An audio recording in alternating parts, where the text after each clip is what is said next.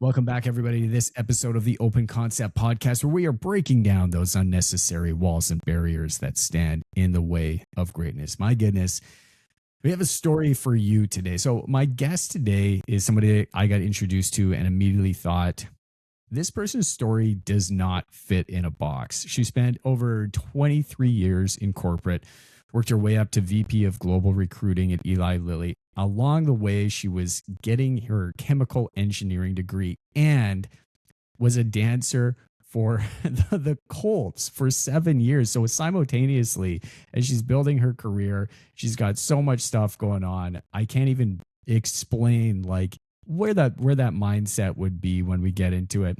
Eventually, she walked away from all of that corporate stability to write a best-selling book called Intentional Unicorn. And now she coaches leaders and speaks all over the country on authenticity, basically helping people stop hiding the thing that actually makes them good at what they do. You can find her on TEDx. She's got a podcast of her own, which I'll let her get into, but I'm super excited to be here. Jennie López, how the heck are you? Welcome to the show. Hola, hola, hola. Yes, you got I would say the other J-Lo, but hey, the real J-Lo. The real J-Lo, So she's excited. here.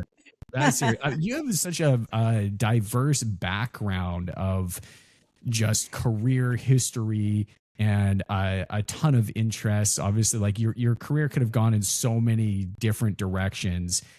In my introduction there, was there anything that I missed that I should have talked about, or did I kind of cover like a lot of the gamut of what you were able to do and package it up in like a 20-second introduction? Obviously, Brandon, that was a great justice. intro. That was a great intro. And yes, I always joke that I have lived like 100 lives in one. I even at some point was the local singer of a local cover band. I love to paint as well. And I am a mom of 2 teenagers. So yeah, and I'm from Puerto Rico originally. So that's the Latina and where the accent is coming from.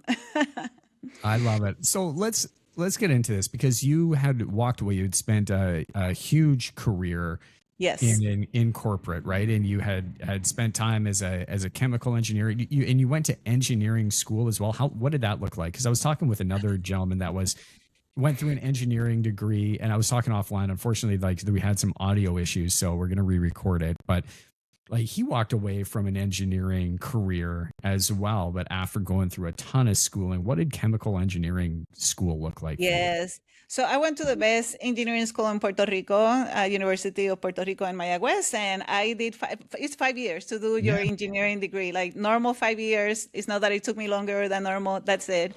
And yeah, and then after that, 5 years were not enough. And I said, I want to do my master's. So that's how I ended up moving here to the United States. I went to Purdue University and completed my master's degree. Honestly, Brandon, I love to teach. Like that's one of my superpowers. And I wanted to be a professor. Imagine Professor Jennifer López. But when I came here to the United States, I don't know, I didn't fall in love so much with the chemical engineering side. It was not as practical as it was when I was an undergrad. So I decided, hey, I'm going to stop at master's, go and see how it's corporate world. And if I like it, fine. If not, I'll come back and do the PhD in something else. But fell in love with corporate. And like you mentioned, I was there for 23 years. The cool thing, though, about being an engineer is that you're trying to solve problems. So it's such an awesome background for anything that you want to do in corporate or as an entrepreneur. So it has served me well. So I have to tell my dad thank you, even though when he first told me, you're going to be an engineer like me, I was so mad because I wanted to be a Broadway star. But I am so thankful about the advice because it was a great career. Well, it's very interesting because the engineering brain, and I have a lot of friends that are engineers, and I'm sort of in that space, and their brains work in a very systematic way, right? Everything's like here's a problem, let's reverse engineer, no pun intended, let's reverse engineer True. what this looks like to identify these problems, and then let's look at this through point as to how we're going to get here. We're trying different iterations. It's just like a very different brain. So on one side, you have that, but now you're introduced into this like very creative side as well. That like you're utilizing this, you're dancing professionally, you're singing, you're painting, and raising kids all at the same time. So like, how did you like this side of your brain, the engineering brain? How did that translate at all into what you were doing in the other part of your world? Like, what is sort of that synergy that happens there? Like, how does that the engineering background Yes. start to begin to serve you as a dancer, and then get into and then get into public speaking and what you're doing now? Absolutely. That's an awesome question, by the way. And it started, I think I mentioned to you when I was younger. I danced. Always danced my whole life. Back in Puerto Rico, I was in TV shows and a backup dancer for many popular Latino artists. And I just wanted to go to Broadway because I love acting, I love singing, dancing. And like I mentioned, my dad was like, no, you're going to be an engineer. And I said, well, I'm never going to stop dancing.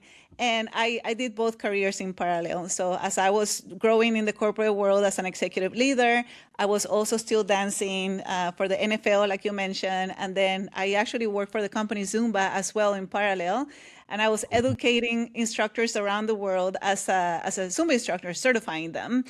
And then at some point, Brandon, I really thought that they were actually playing against each other, because at corporate, I would have presidents saying, well, Jenny, if you want to be taken seriously here, you have to quit that corporate thingy, right? Or then when I was as a dancer, they'll be like, oh, she's the nerdy one, right? She's not really serious in this space because she has a real job on the other side. So I never felt that I fitted in. And then I had this amazing mentor who said, because I thought I needed to quit one. I said, I'm going to have to quit one to be successful. And he's like, no, Jenny, keep leading with both, but be very intentional. That's what inspired me to write the book, Intentional Unicorn, because each side of you, like you mentioned, each side of the brain is making the other one stronger if you're intentional with it. So this whole thing about the engineering and the systems and how to think like that, actually it served me well in the organization I needed to handle both careers in parallel, to be very structured. I was a captain, not just a cheerleader. I was a captain of the whole team. So all the leadership skills that I was learning, in my engineer career, I was applying as a dancer as well.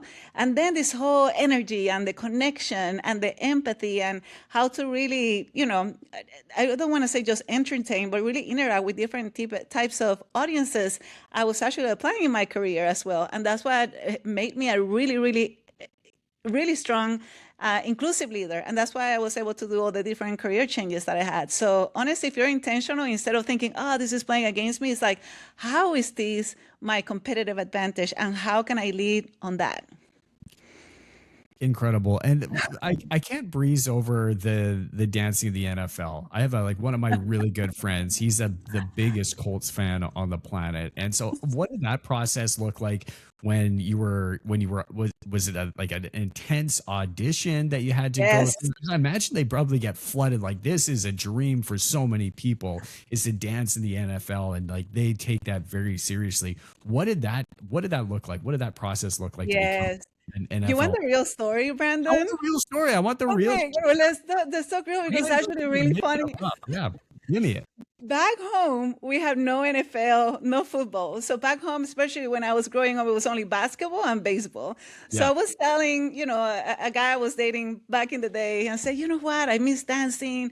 Maybe I should try for the Pacemates. I was the dancers for the Pacers here, the NBA team, because I did that, the equivalent of that in Puerto Rico. And they're like, well, why don't you try for the Colts tomorrow? I'm like, what's that? I'm like, oh, it's football. I'm like, oh, I don't jump. I'm like, no, they dance, I was so clueless. So then I go with a little ponytail, just like a normal dance audition, sports bra, little, like shorts, dance shoes. I go in. There are 500 girls, beautiful, gorgeous makeup, lashes, sparkles, everything Colts. I didn't even know what the Colts were. And I go there, Brandon, and I look around. I'm like, I don't fit in, this beautiful woman. And I turn around. And then I went back to my car. And then I said, what the heck, Jenny? You came here for the experience. Let's have fun with it. So I went back again. I put my name on it. And then the process is about 7 weeks long. And every week there's a cut. So I made the first cut, right? From 500, they narrowed it down to the top 200. I go back to my real job. I say real job, right? Like the engineer job. And I told the engineer friends, I'm the only female. And I said, you guys are not going to believe what I did. Like, I try out for this thing called the Colts. And like, oh my gosh, if you make it, are we going to have tickets? And I said, oh no, I don't know anything about the game. So it's a miracle that I even made the first cut. And they said, Jennie, we got you. So do you remember that series of books that was like this for dummies, like football for Oh, dummies? sure. Yeah. This- Yeah. Yeah. Yeah. Yes. So they all pitch in and bought me the book, and I studied that thing as if I was doing my PhD.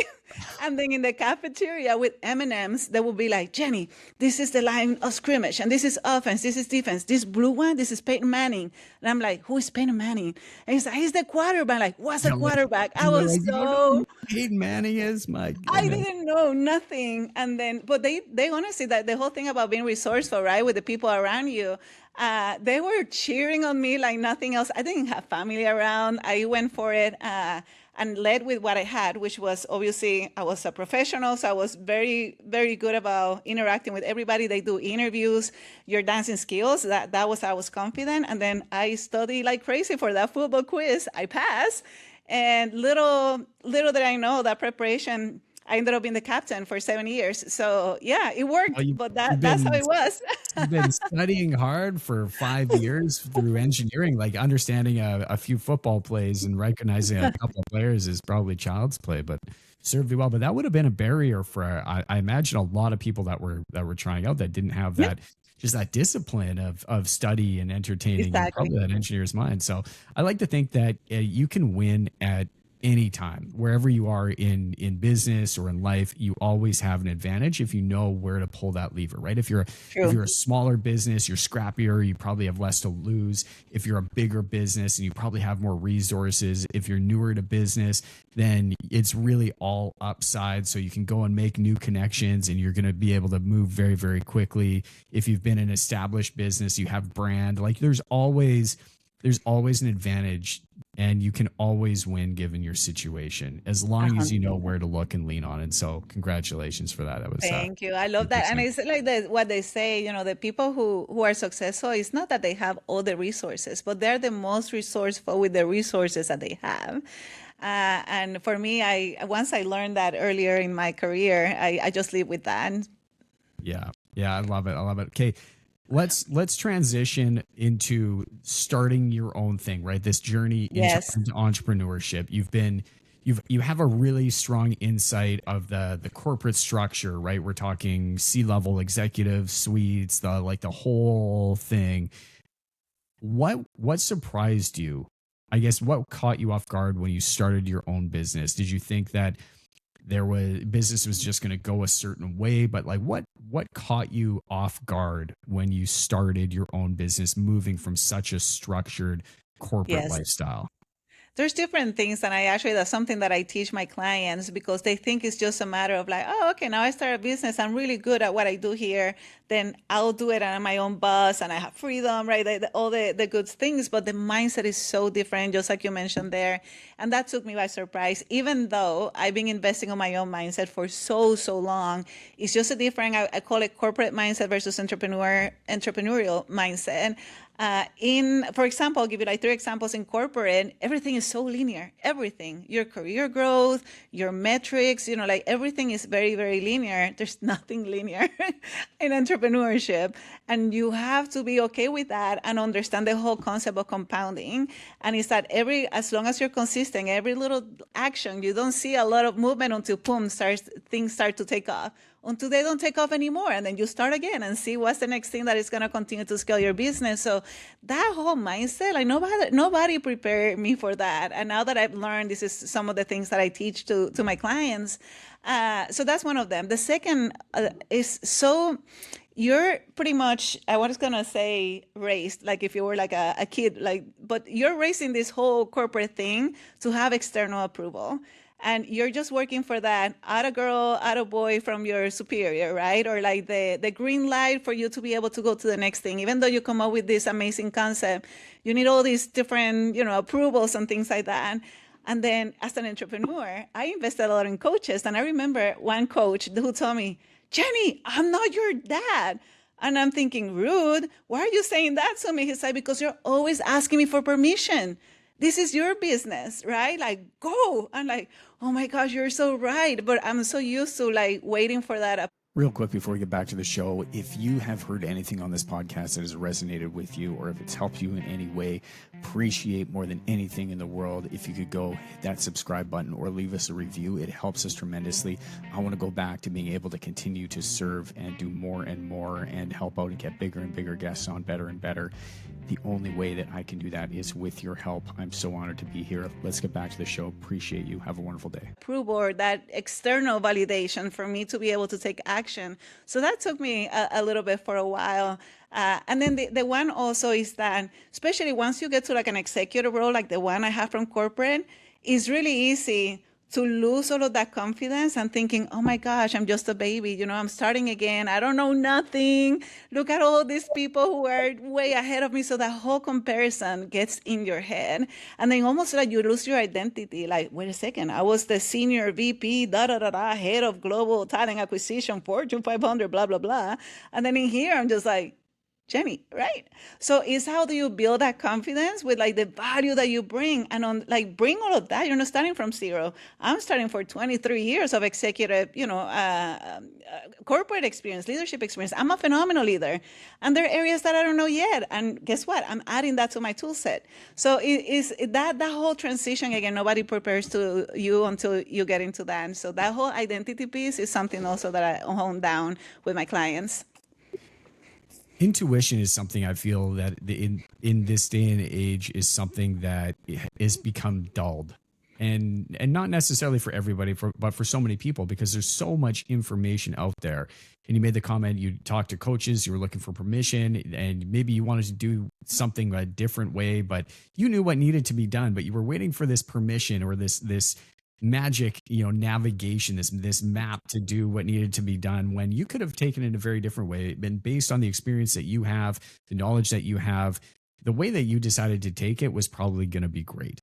Mm-hmm. But the intuition, especially in the day of so much social media, YouTube videos, so many different varying opinions and intentional varying opinions online that you see, the intuition that is developed in us from an early age and throughout our experience, it's really easy to get diluted and dulled down when, especially if you're in a new environment. But you're already like way ahead in the environment that you were based on your experience. Somebody starting out that doesn't have that kind of experience is not going to be in that same position you are. Like, arguably, maybe they would have a different skill set that they could leverage, or they'll be in a different position. But I think you're off to the right track. Yeah, I love that you said that, Brandon. I'm starting to hone more on that kind of content as well in my social media, because you mentioned social media, YouTube, things like that, but AI, my friend. And don't get me wrong, I'm a fan of AI. I leverage as needed, but I saw behavior changes with my clients, with people that I love, myself and family members, where we just left intuition out of, in timeout, and we're just going to ChatGPT, Claude, Manus, whatever is your AI of choice. And it's like, I have a question, ChatGPT. I'm just using ChatGPT as an example, right? I need to brainstorm, ChatGPT. What decision I make, ChatGPT. Like, everything was ChatGPT. I'm like, where is my intuition into all of this? And I'm honing now more into that and having that intentional, you know what? I'm free. I'm not going to ask ChatGPT. I'm going to ask myself. Tony Robbins has been a coach of mine for many years, and he will always say the answers are within you. And for the first couple of years, I'm thinking, this guy is crazy. Like, I don't know what I don't know. What does he mean? And that intuition is so precious. And I think it's the thing now with AI that we are like just putting it so down that we are smart, but we're so disconnected with the reality and our potential because of it. So one practice that I do every day, more than once a day, is that I just go out and like 5 minutes, 10 minutes, 15, completely detached, no podcast, no books, no nothing, just connect nature. Even if it's raining outside, I don't care, but just connect. And then always think, like, tell me, Jennie, God, whatever you want to call it, what is my next step, and just align with that. And it's been so helpful in the last several months. I agree. Super important. Recently, and I've talked about it over the last few years. I mean, I live down by the beach, and that's awesome. And I'm down there very early in the morning, catching the, before the sun comes up. And I'm very blessed that like we get an amazing sunrise, but that's where I feel the most connected in the morning, but I catch myself going down there and I'm talking to the universe. I'm talking to God. I'm trying to Yes. like connect on my intention for the day and just, ask for answers and clarity and all this sort of stuff. And I find myself going down with my headphones on and I'm listening to a podcast, and that's great. But I'm also finding like it's on the days where I just leave my headphones at home and the Yes. days where I leave my phone at home, and I'm giving myself that permission. And it kind of feels weird to not have your phone in your pocket, but just leave it there, because realistically, nobody's trying to get a hold of you at, 5 a.m. in the morning. Right. Like this is your time where you can go and spend that. And on the days that I do leave my phone at home and I'm not plugged in, I feel much more connected to that moment, much more connected to that space. I have so much more appreciation for it. Otherwise, I feel like I'm just kind of rushing through the process for the sake of doing it. And Yes. you don't capture that, like that beauty. And if you were to ask, okay, well, why is it that you're trying to be more efficient? Why is it that you're trying to, produce more and automate more? And all of that is like, oh, well, because I want, more time to do the things that I love. And it's like, okay, well, you already have the ability to do that. So why, if you're given that moment to go and do the thing that you're fighting so hard to do, why are you taking that away from yourself? Why not just embrace it? And that's been a big shift for me. But I still sometimes bring down my headphones because I want to listen to a podcast, and it's maybe the only thing that I have. So it's not perfect, but certainly on the days that I go down there, I really do find a much more meaningful connection with the day and what it is that I'm trying to do. So it's powerful. I like anybody that can get out in nature and disconnect. AI is an incredible tool, but it comes it comes at a cost. Right. And, Yes. and the cost is often intuition that we're starting with. Like when we start outsourcing that, we start losing confidence because we don't trust that if we don't have a tool, if we don't have ChatGPT, if we don't have Claude, and we're forced to make a decision, we don't have our thinking partner with us. Yes. So it's no longer possible for us to trust ourselves because it's been so long since we've made a decision and been able to see the outcome. And so 100%. I'm with you. Like we gotta keep those 100%. I mean, it intuitions can sharp. get so extreme. Like I somebody who I know who's, I'm so mad, Claude is down. I'm like, yeah, your brain is not. So like, good. Maybe that's a sign, right, for you to go and hone into your own creative thinking. Or you can just buy more tokens and like keep True. the thing going. But no, I get it. It's so funny. Like you've said that in the past you used to feel like a unicorn, but for the wrong reasons early Yes. in your career. Yes. What did that look like day to day? Yeah. I talk about it in my book as well, but I'm a Latina. I'm super energetic. Usually, by looking at me, people will not say, oh, she's a chemical engineer. So I don't look like the typical chemical engineer, whatever a typical chemical engineer would look like. And I think for the first several years in my corporate career, I would get feedback for improvement. I need to dress like an engineer, which honestly, Brandon, I was already like wearing like what I consider boring stuff because I was in a manufacturing site. So it's not that I could wear not even like jewelry or heels or like dresses. It was colors, and they're not used to that, right? Like this Latina come with all these colors. So then I'm like, oh, okay, so that's wrong. So then I started dressing like black and white and gray, right? Things like that, like, Jenny, you're too nice. Jenny, you smile too much. People are not going to take you seriously if you do that. Hey, Jenny, you don't look smart. So you have to be careful about first impressions and all these things, right? And then I'm like, oh my gosh, like I need to change who I am because being who I am is playing against me. And if I want to be successful, I need to be like everybody else. And the more I did that, Brandon, I just got so depleted because I was in my own head. Every time I would say something, I'm like, did I say it right? Did they approve? Da, da, da. Like, I was not giving the best of me because my mind was totally distracted and I was in burnout mode. And then I started reflecting and said, you know what? Whenever I am my best and I connect at my best with my team and engage with them is whenever I'm myself. I'm like, what the heck? I'm just going to go and be the best self that I can be because that's whenever I do my best work. And then the other thing that came out was, well, I don't have a role model, which is true. But then, you want a better life, you ask better questions. And I say, what if I become that role model? I'm not saying that I'm perfect, but I can show, hey, you can be Latina, female, mom, colorful dancer that happens to be an engineer too and still rock it out there. And that was my why. So that why helped me really moving forward. And what I thought it was that unicorn that a lot of us, like try to hide it or knock it down. I said, no, wait a second. This is actually my competitive advantage. This is where I operate at my best. So if you do it in a way that is not me against the world, but it's like, how can my best me help the world? It's a beautiful thing. That's a great question to ask. Mm-hmm. Like, I got to ask about authenticity because you talk about it a lot. Yes. And I find that at different stages, people, they're wanting to step into maybe it's going to be a new role, or they're taking on a task, or they're trying to engage more with an audience, and that doesn't come natural to them. So there's this idea that they need to be louder, they need to be more engaging, they need to be a little more over the top, or they need to be way more assertive in that role versus what comes naturally to them. And so they put on this personality that really isn't who they are at their core or at their baseline.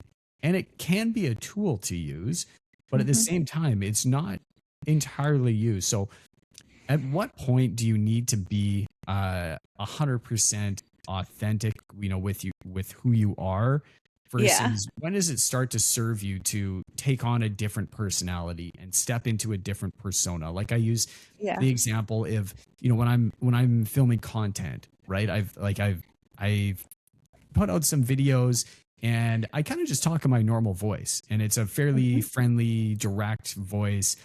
And I've been told by, different people, maybe you need to be louder. You need to come out and be more explosive. Like that's what's going to engage with the audience. And I'm like, okay, I can do that, but it just doesn't feel like me. I feel like I'm stepping into this thing, and I don't know if I'm stepping into it for the right reason, or it's me just getting uncomfortable, and that's a good thing to do, or if it needs to be just toned back to who I really am. So these kind of examples, when does staying authentic and who you are really start to serve you, and when does it start to make sense to step out into a different personality?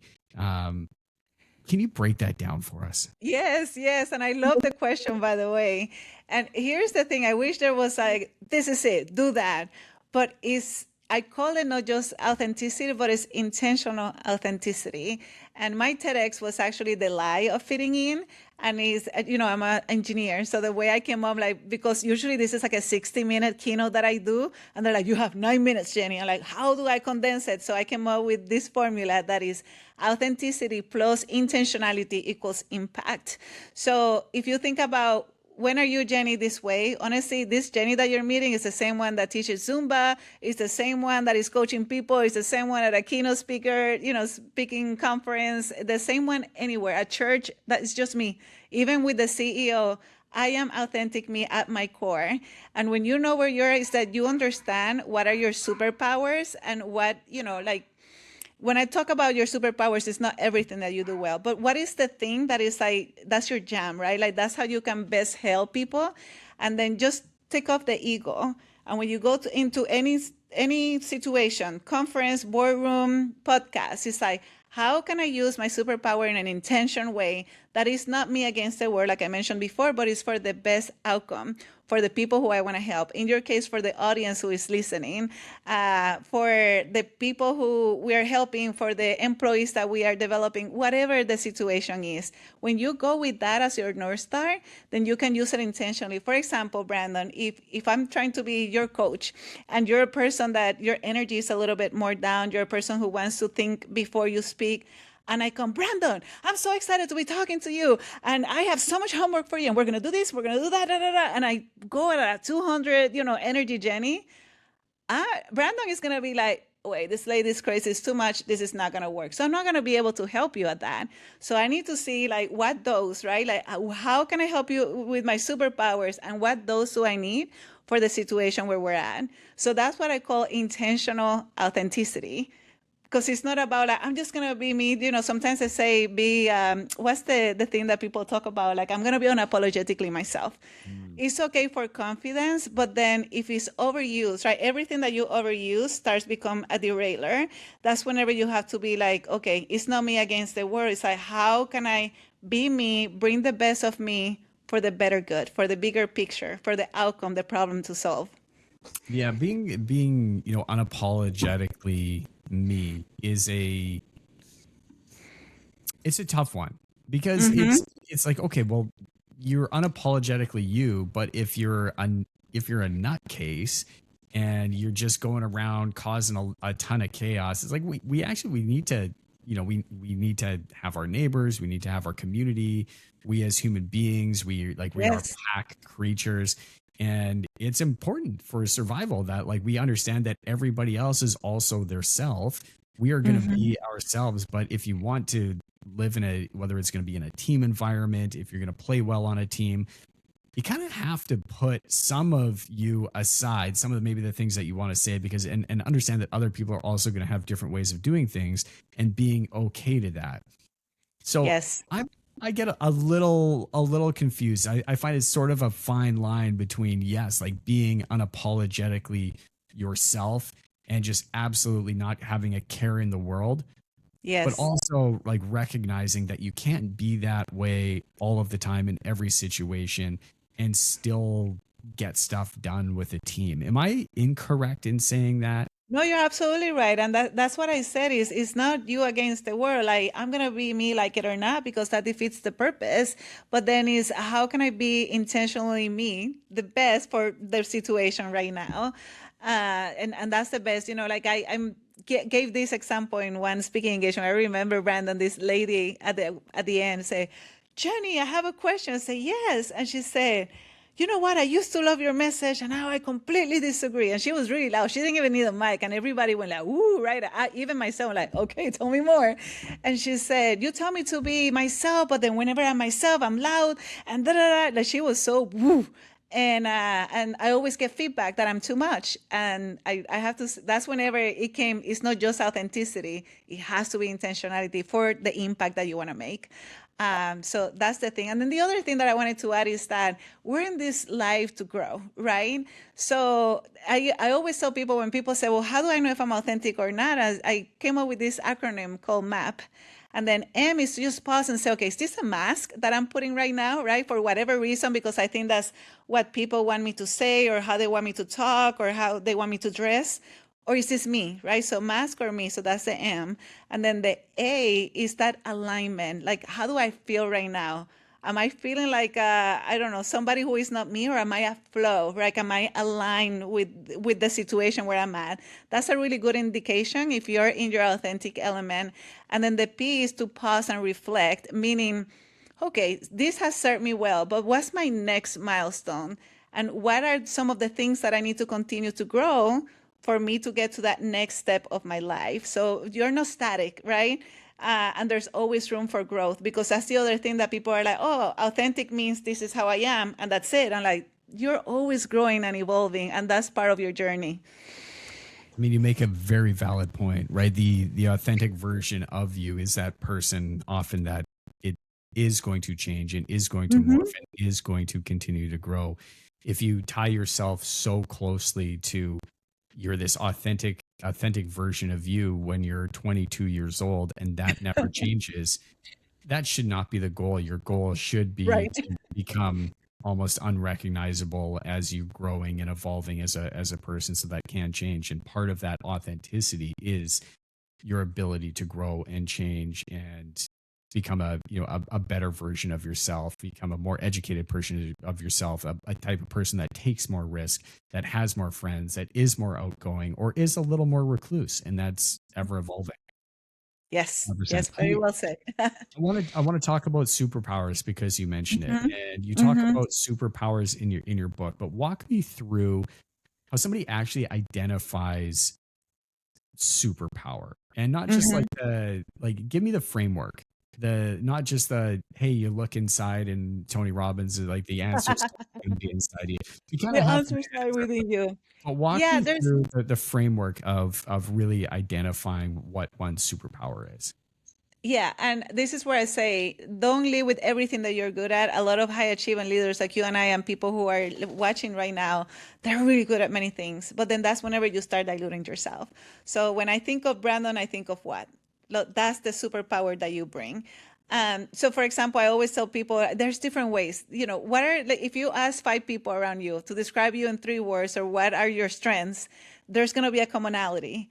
And then how do you use that commonality to then lead with it? So for example, people will tell me a lot that, I care, Jenny cares, and she's so caring. Even my kids will say that. I'm like, well, that's not a superpower because everybody cares. But then I started thinking like, well, where I was in manufacturing as a leader, that kind of leadership was unique. Like that inclusive empathy, it was not the norm. And I said, you know what? I think this is just the way everybody is, but it's not. So I'm going to go and live with it and say, how can I be the most inclusive leader? So then that serves me well. And people think, Jenny, the best inclusive leader. So that's how you start like amplifying it. The other thing is that you can think about, when they ask you for help or they ask you to be part of some sort of movement, team or whatever, right? What's the commonality? And for example, in corporate, they will always put me in the worst performing teams. I mean, like worst performing teams. And I thought it was a punishment. But then when I look back and I say, oh my gosh, I have a trajectory of like completely transforming organizations. So I'm like, and I love doing that. So instead, for example, in LinkedIn to say, hey, Jennie López, Senior Director of Engineering, blah, blah, blah. This was many years ago. I changed it to say I'm the authentic leader that loves creating cultures that win. When I changed that, I was no longer a manufacturing gal. I was just a corporate leader. And that helped me move from there to the business as a chief operating officer and then in HR. So that's what I'm talking about. What is that you do so well? And then how do you use that as that's my superpower. I'm going to live with that. So when people think of Jennie López, they think about this. So those are some of the examples that I can give you on that. I love that. Yeah, no, that's a great answer. You had a talk called Ignite the Fire. Yeah. Did I get that correctly? Is that, Yeah. And in here, right, the talk is about trust and peace state for teams. Yep. And I had to write this question down, but in a high pressure industry like construction, I mean, we're in there, right? Where it's often like there's a lot of trust that can break really fast. Is it communication that breaks down and really kills trust, or what is it that ends up really killing trust in teams? I think a lot of people take the whole like forming a culture, right, for granted, or they think it's something that is in the onboarding meeting, or you set it in once a year in the meeting with the employees or quarterly meeting, and you actually have to be strategic about what's the culture you want in your team and what's the culture that is going to enable not your next year, but 5 years, 10 years, the longevity of your company. And without that, it's just not going to work, right? You're going to have chaos. So transparency is one of the things that you need. Reliability, right? That you said, when you say you're going to do something, you follow through and you create that culture. Those are the things that you also recognize. So I have like the acronym for trust. I'm such a cheerleader sometimes. So see, I told you I have formulas for the engineering side and acronyms for the. We're breaking down the brain, like we're reverse engineering communication and trust breakdown. But yes, you have a formula for trust. Yeah, so the T for transparency, like be a very transparent leader. The R is for reliability, right? Like make sure that you are reliable. You say something or do it. U is for understanding, and it's really, really taking the time to listen. Like we are in a world that we're so distracted, or just if you're talking to me, I'm already thinking, what is Brandon going to ask next, right? And I have learned to just be present here, to be really listen to you, and not only understanding what you're saying, but understanding what you're not saying, because that's where the real communication is. So that's honestly a lot of that where it breaks. When you ask me where it breaks, it's really in that piece. And then S is for support. So you want to be your employees' best cheerleader. No, they're not there just to help you. If they're not engaged, they're gonna leave, right? I remember people will say, "Oh, Jenny, teach us like retention strategies. We want to retain our employees." And I say, "Well, guess what? You don't have that ability." Like anybody in your team can say, "Bye, Brandon, I'm done." But if you create a culture where people are like, "Dang, I really look forward to going and see my, coworkers. I really inspire of what we're building, the impact we're having in the community. I really think Brandon is the best leader ever. He cares about me and my development." That's the culture. That's why it's in your control. The fact if they stay or not, that's not in your control. But what you can control is the culture that you create. So that's TRU, and then S, that's the support, and then T is just trustworthy. I know it's like the same thing as trust, but like just you create an just like a strategy where you are right now with your team, where you want to go with your team, and what's the culture that you have to create, and then everything ties into that. When you hire people, when you promote people, when you any kind of recognition program that you have, development, conversation, communication strategies, all of that goes through that. Skill assessment, it goes through the culture. But if you're not strategic with your culture, then it's not going to happen. Yeah, I mean, this is the thing, and we talk about culture a fair bit on the podcast. It comes up as a topic, and Yeah. everybody has a unique ability to create a culture. But if you are not intentional about building a culture, then the culture is going to form, and you may like it, you may not, and chances are you're probably not. It's going to turn into something that you didn't expect, that you don't really want. And once a culture has formed, it's really Mm-hmm. tough to re-navigate it and switch it and point it in a direction that makes sense. That's a really difficult Yes. challenge to overcome. Absolutely. Absolutely. So It's like what they say, it takes so long to establish trust, and then it takes a second to break it, right? And so same thing. the teams that you were working with, there was a book that I read, and I forget the name of the author. It was called Turn This Ship Around. I think I might be paraphrasing, might be getting it wrong, but it was this Navy captain, and it was told on the story of he was given this worst performing ship, right? That was on like all levels was not performing well, and they were talking about decommissioning the entire ship. The team wasn't working. They weren't able to accomplish any of their missions. Morale was down. People were constantly asking for transfers, and his job was to go in and literally turn the ship and the shape of the culture around and bring it up to speed. And it kind of went through some of the tactics that he had to get involved in, and it came with a lot of trust that you're talking about right now. But when you're going into these we'll call them low performing teams, but these teams that you establish and you're placed in, like, how are you taking that team that isn't performing well? Where do you start with really turning that ship around and creating a better diverse culture, more communicative, so that we can actually elevate this team to get excited about what they're doing and start producing results? Yeah, and it all depends on where the team is at and what they're facing right now. And it has to be a strategic and multi-pronged kind of thing to move forward. I'll give you one. So when the very first job that I had as a manufacturing site head, it was a company where it was a wholly owned subsidiary. So I was the only person from the mother company. This company has been, they just kind of absorbed it, right? And they kept it as a wholly owned subsidiary. So from the day one, like people hated that somebody that it was not of their own is coming here to lead. And they let go the previous person for many months before. So it was chaos to the point that I got there and I was shaking hands with the FDA because they just removed the GMP status out of that facility. So when I told you it was chaos, it was bad. And there were lawsuits coming, and nobody told me about this until I got there. So the person who left, it was the only person who knew everything of what's happening. It was a person who had like tight control of everything, and he had not established any like a think about leadership team, like building the team. It was I make all the directions. There's a reason why he was not there anymore. So I had to build everything from the bottom, Brandon, and just having these serious open conversations with like the team, like where are we heading and when we're there. And this is where I learned the biggest lesson of my life, that change, even if change is good, it's still change. And you have to you cannot go too fast. You have to bring people with you. So when I go there and I figure out, anyway, long story short, because they were about to sell the company and I was able to keep it. They don't know that, right? Because it's all hush hush on the other side. Yeah. I had to have these really frank conversations. But in my mind, it's like, they're going to be part of a better company. Their salaries all went up. They're going to have now better benefits. Like everything was so good. And I just kept moving forward. And Brandon, like the performance kept tanking. And I'm like, what the heck? Well, the thing is that people in the back of their minds was like, wait a second, this is happening too fast.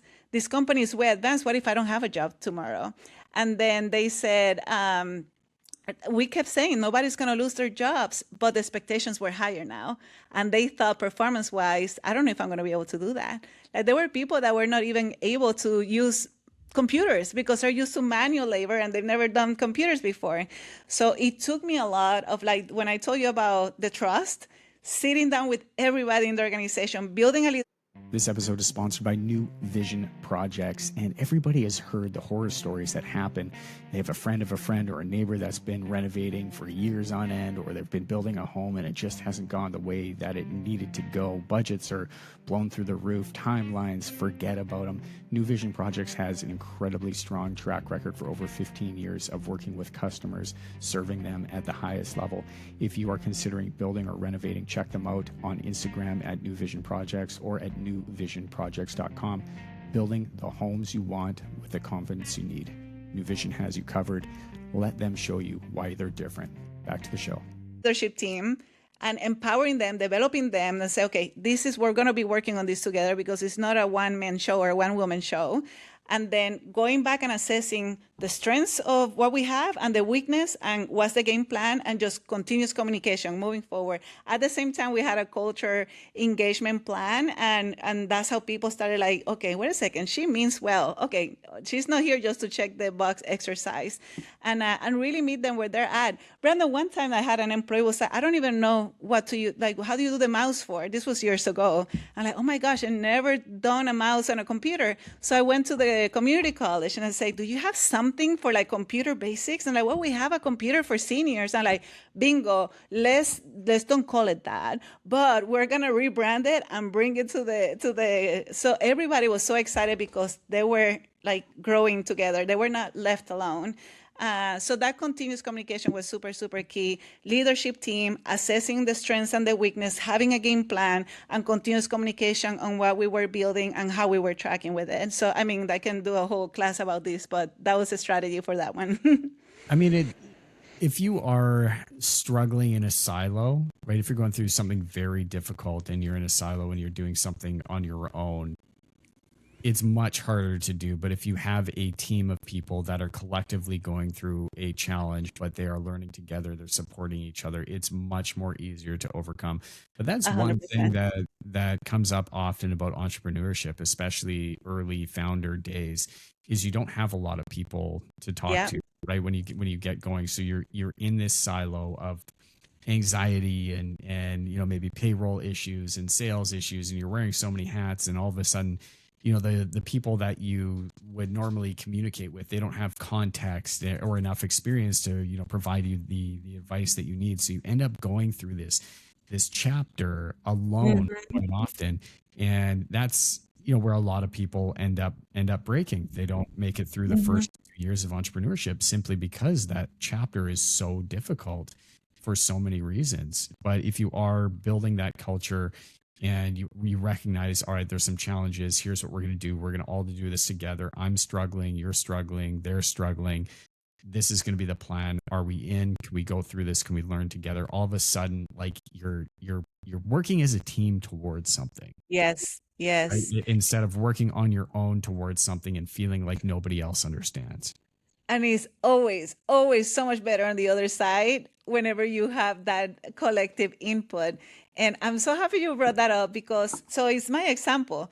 I'm used to lead, 300, 400, 500 people with a big leadership team. It's easy. I say easy. I mean, it's not easy, but easier whenever you have that kind of size and momentum, like the example I mentioned before. But now I'm an entrepreneur. Same thing. The first year was just me, right? Doing everything. And then obviously through Buy Back Your Time, books like from Dan Martell and coaching from Dan Martell, etc., you start thinking differently. I hire an EA, and then I also hire, this is all part-time because that's where the chapter where I'm at and what I need right now. And then I also add what I'm calling her the lead strategy. So like for lead engagement strategies. Well, the thing is that they all bring things that I don't know, like a lot of the tech stuff is not my forte. And then I kind of like procrastinate or like get paralyzed. So as of 2 months ago, I started doing like, wait a second, I have a team. Yeah, they're part-time, but it's the three of us, and then we're building this new strategy together, which is being amazing. And then they'll bring in their expertise and their ideas. That's awesome, we should try that. Yes. And it's been the best thing. I'm like, Jenny, just apply the same thing you did in corporate. It's two people, it's part-time, but it's still your team. And then we're building that culture as we are growing the company. And it's been an amazing journey for the last several months. Yeah, I love my team. What are you going to encourage your kids to do as they get into their, like, as you said, they're 16 and 13. Yes. Right. And so they're getting into these stages now where they're, getting close to graduating high school and thinking about college and probably thinking about what they're going to be doing. You have the corporate experience. You have the chasing your dancing dream experience.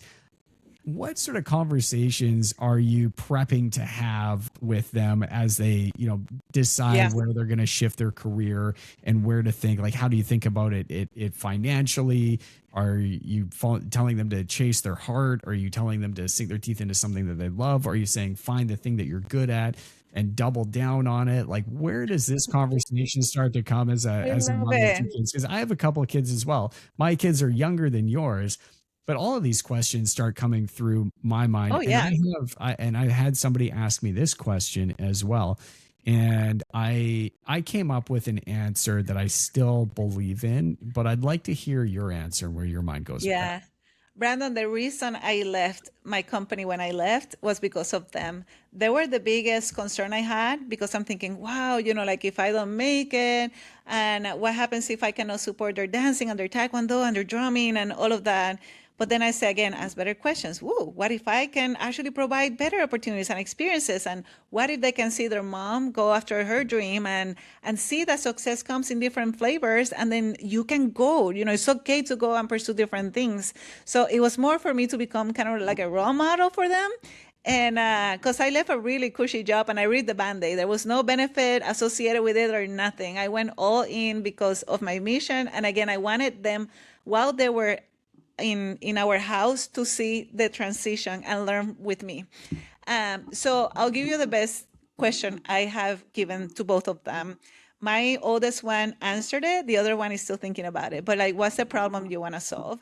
So my daughter, when she was younger, she said, I want to be a chemical engineer. Like, why? I said, because you and daddy are chemical engineers. Like, that's not a good answer. What problem you want to solve? So she started sitting on that, and it's been a very consistent answer for the past 4 years. She's a competitive dancer, and a lot of the therapists and doctors, physical therapists and doctors, have not been able to understand her physiology as an athlete. Is different being a dancer than a football player, right? So they were treating her like a football player and missing this little intricacy. So she's like, I got it, mom. I want to be either like a doctor or a physical therapist for dancers. And I love it. And she's so excited about it. Like, she's taking a lot of, now she's a junior. Oh my gosh. Yes, she's a junior. She's taking a lot of physiology classes and things like that, because she knows that's the direction. So excited, looking into internships. And she said, I'm still going to dance, in college, and who knows what happens after that. But she's so excited about it. And my son lately, he's been like, music is my thing, mom. It's my passion. And I tell you, that guy is playing piano or the drums 24 hours a day if you let him. That's his thing, his jam. If he would have grew up in the years that I grew up, they'd be like, you cannot be a musician. You cannot make a life out of musicians. But Brandon, we live in a world that musicians are making in so different ways, through social media or teaching, or, there's always a way. So what my husband and I decided is that make sure that you're strategic, that you understand the financial aspect of it, and make it. There's always a way to be resourceful, to make whatever that is a business scenario, and understand the fundamentals of investing. So that way you're creating wealth in parallel. And that's something that me and my husband are super passionate about. So we are teaching all those concepts as we are right now. Like, we're talking about, with our daughter, if there's a way that she can even get access to buy apartments that she can rent, and get some, cash flow as she's still, so we're doing all these things that I learned when I was in my late 30s and early 40s, and we are talking that lingo with them right now. I love that. Well, that's really both sides of the brain that we were talking about. Like, there's this practical, strategic engineering side, and then there's this very much just, artistic, follow your heart side. So curious to see where they land with things. But We'll it is see. sort of a unique age. It's kind of a pinnacle age. I remember where I was at 16, and I had zero idea. I I had zero know. what I was going to be doing, and I wish that somebody had helped paint that path for me a little bit better. Because I was very lost and I had no idea where I was going to end up or what I was going to end up doing. So I didn't even know there's only kind of one or two things that I really enjoyed doing. And I knew that making a career out of that was just really unrealistic. And I went in a different direction. Yeah. Because I looked at it practically and thought, okay, well, the chances of me making it as a professional athlete, like I had to look at, what I was doing, how often I was training, how often I could, get to the mountain and get out and practice and do all of that. I thought, okay, well, it's probably kind of unrealistic. So I'm going to go after something that's a little more practical. And I got very lucky that I found a path that I fell in love with, but it wasn't something that I was chasing after. It wasn't a direction that I felt like I was going to head in. I just happened to be there. And then because I was in it, I continued to fall in love with it and see more and more avenues within that path that I could take. And so I had this baseline of cash that was coming in. I was learning skills. I was making money. That was good. But then throughout that, it gave me it was a really great vehicle to then branch off into these different areas that I thought were gonna really light up my soul versus just focusing on the one thing that was right in front of me. So I share a bit of that as well.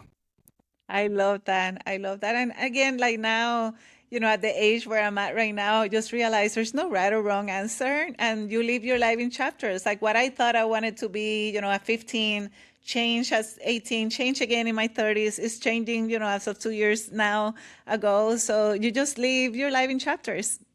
You really are an intentional unicorn. And it's crazy. Where can people get a hold of your book? Where can they find you if they want to connect, if they want to learn more? How do they reach out? How do they find you?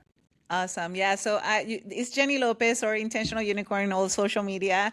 And my book is in Amazon and other places as well, but you can for sure find it. There is an Amazon bestseller under Intentional Unicorn. And yeah, I'm really, really helping people to like dream big and go after that. So think about the person who maybe thinks it's too late, or they think, hey, maybe this is crazy for me thinking about doing something different right now. No, you live your life in chapters, so let's go and make it happen. Speaking of next chapters, as we look ahead and you're looking in this crystal ball 5 years down the road, you're a TEDx speaker, you're speaking on stages, you're writing books, you're teaching people how to become more and more authentic and actually find their voice and like tactically speak on stage. Like these are very cool tools. But if we're looking ahead and understanding that things are evolving, where do you see you evolving in the next 5 years, 10 years? What does that look like for you? I want to be a strong Latina voice. I'm working towards that, right? And not just here in the US, but globally. And I can see just continue to do and just become bigger and bigger in terms of impact.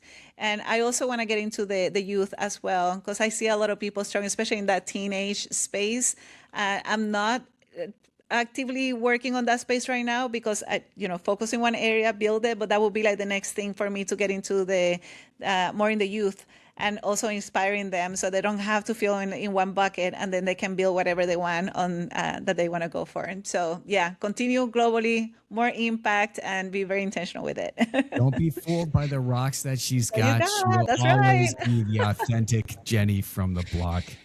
Jennie, That's right. thank you so much for spending some time with us today. It's been an honor hanging out with you and having some fun. It's like you come into this podcast and you genuinely brought my energy up as well. So I gotta thank you for that. It's very, through that osmosis, you really do have a superpower. Thank you, Brandon. And I love being here. You asked amazing questions. We went through all the different chapters. So thank you so much for extracting that. There's only so much time only so much that you can cover in a short period of time. True. But we'll definitely do it again. We'll plan to do it in person. So I'll yes. Whenever I'm in your area, I'll make a plan to come out. We'll do it in person. Or if you're ever out here in my area, we'll sit down. We'll do it again. I would love that. Amazing.